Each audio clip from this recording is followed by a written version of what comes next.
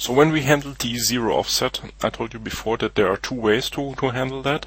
The first one is the easier one, by directly specifying the location of the G54 zero offset, for example, by directly specifying this in the ANSI program. We did this on the Siemens controller with assigning offsets to $PU iframe. Another option, and that's probably more convenient in CAM, is to get access to the geometry view and read out the position of the zero offset MCS from there. And that's what I would like to show you next. So in this case, our program needs to be modified, and we should not need this line. So I can just comment it out. I hope on the Siemens it's correct with the colon. So just comment that out, and then we need to make the implementation so that upon a G54 we can query the ONT, get the coordinates from the MCS, and use that as a zero offset for G54. To do this, I will go into Machine Configurator again, and due to the fact that we've created a method already to handle G54, 55, there's a single place where we can make modifications. What I would like to do, and this is also done in the CCF files, I would like to be able to switch between both behaviors, and I can show you an easy method on how to do that. So this means by just switching a flag, you should have the capability to switch between the offset will take the offset values from the ONT, or you want to read that from the file. And to do that, we can make use of so-called internal variables. While variables are variables that really exist also on the real machine, like Siemens system variables, internal variables are variables that are just available inside the MCF and CCF file, or used to display things, so they don't have an equivalent in the real world. So, and they're always global. So that's I will create a global variable. Global variable, we typically start with G for global, V for variable, and B for, in this case, the variable type, Boolean. Use load offset. And then we can initialize that with a default value. And in this case, we want to use it and assign a default value of true to this Boolean variable. Now we want to make use of that in our setFixed transformation method. And so therefore I edit it, expand it, and in this case, as a first thing, I need to add a if condition, and the condition is of course use load offset. And in this case, we will just execute a single command. Element child. The name of the command is load offset, and it has a single parameter, and that is in this case our offset ID, or offset number. So upon a load offset, CSE asks ISV to transfer the values or the coordinates of the MCS, and in this case the MCS that is specified by this offset number. So that's it actually already. So I can save that, and in the ONT we need to prepare our geometry view and look at the MCS that we have here, and this needs to be defined as a fixture offset, and this number will then be queried by CSE. So for G54, if you specify here 1, then this coordinate system location will be used as an offset. So the question is still, how do the values finally get into the transformation? If you look at this, we just do load offset and nothing else, and finally we do a set transformation by frame by just querying a system variable. The question is, how do the values from the ONT get into the system variable? And for this, at the same time when this load offset is called, as we will get the offset values from the ONT and then call a couple of methods in the MCF file that can be used to transfer the variables into $PUI frame. So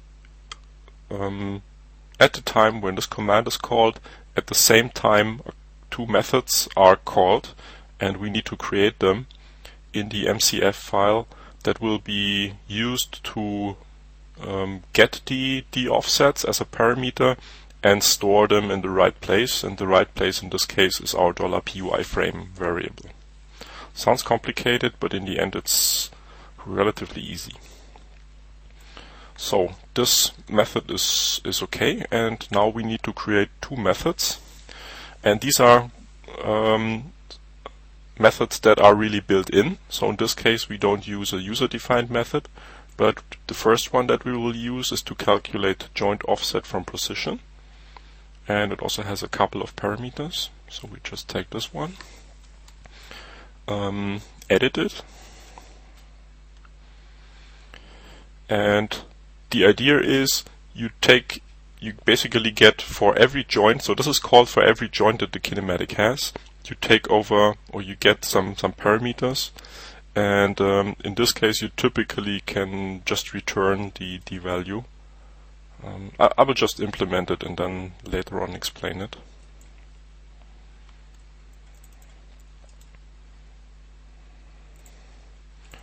Condition.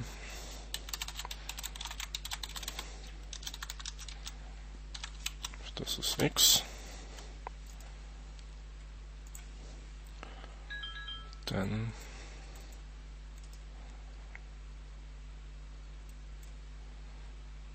in this case a return command, we need to return values, and the return value will be dx, no, not like that, element child value dx, and the same thing for y,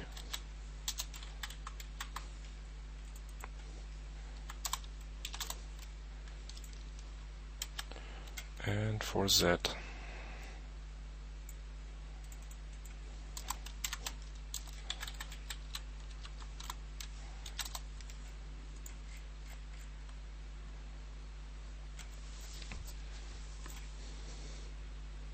Okay, that's it.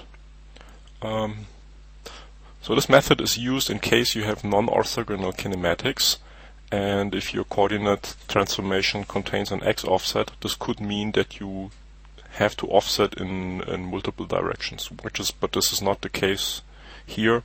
So the default implementation looks like that. That is also contained in the CCF file.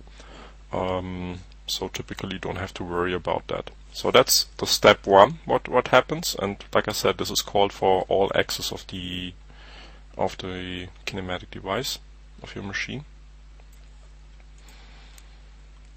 The second method is, and that is more important, set offset sysvar. You also get the parameters here as the tooltip.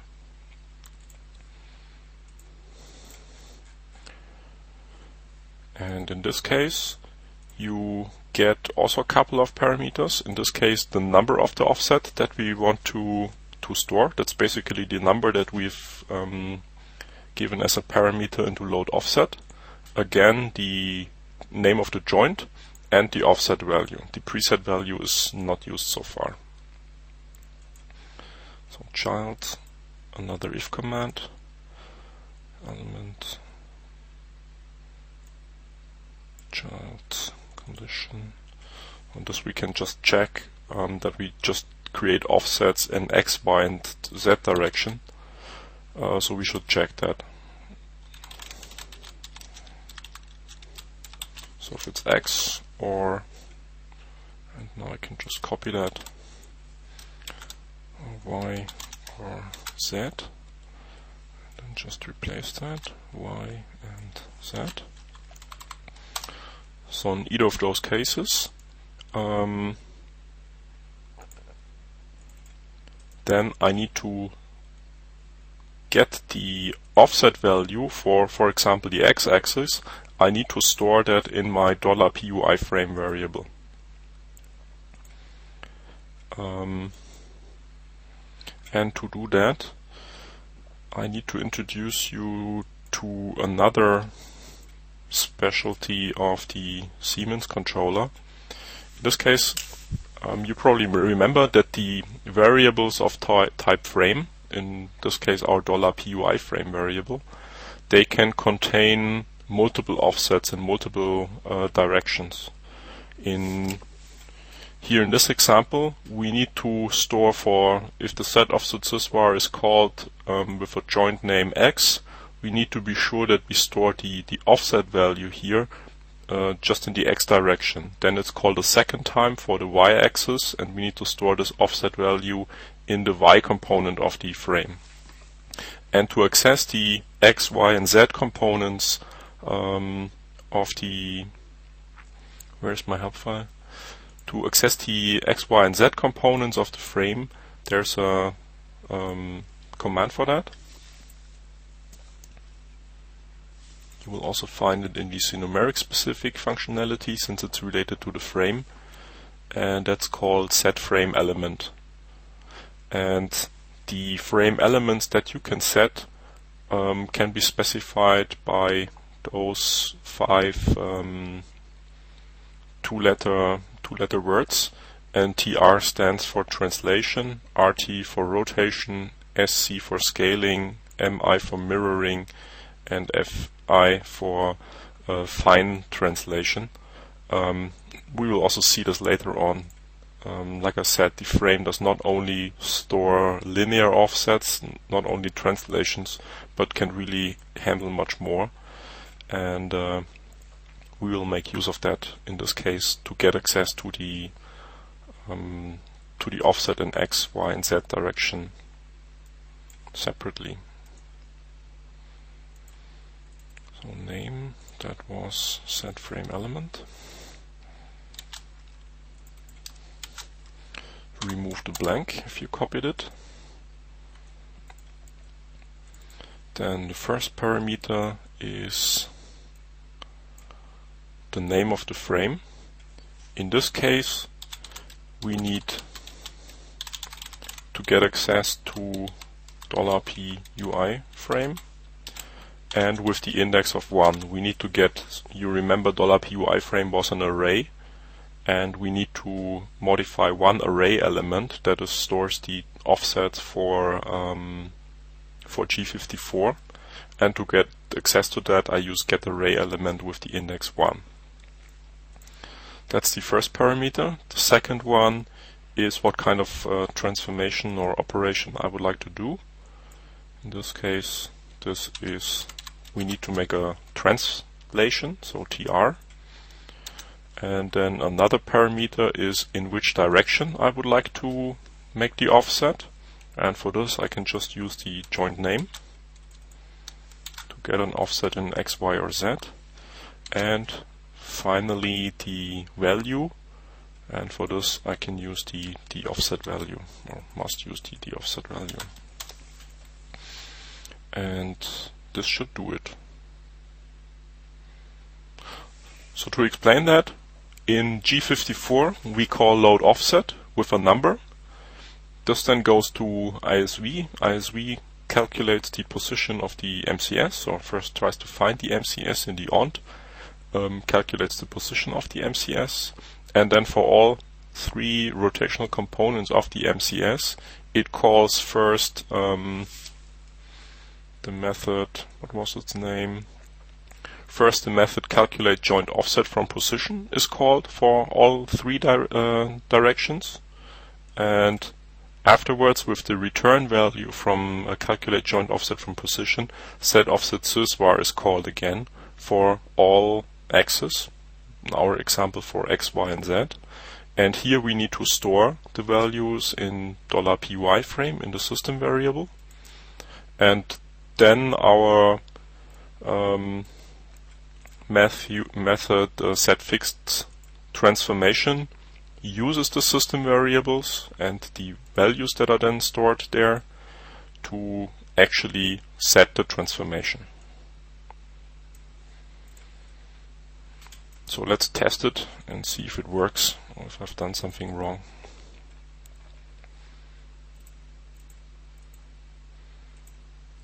At least we don't get error messages, that's already a good sign. And hey, it works. So I'm moving to the correct position and we're still in, seems like G54 position has been used. We can test it if we just move that and or just rename it. If we put a 2 here, then we shouldn't find it and the system should return all zeros, and then we should move in 0 coordinates. Yeah, in this case it says it did not find a coordinate system with this fixture ID. We can try it and just create one. Create geometry, MCS, under geometry, and put it somewhere. For example, here on top. Okay. And then call it 1 and fixture offset. So we have a second one, and if we simulate now, of course our program is no longer going to work because I'm using a different offset. Yeah, see, it's now moving the 100, the height of the block. The tool is now too high. So it seems to work. Our offset mechanism does work. So I will delete that again and change this one again.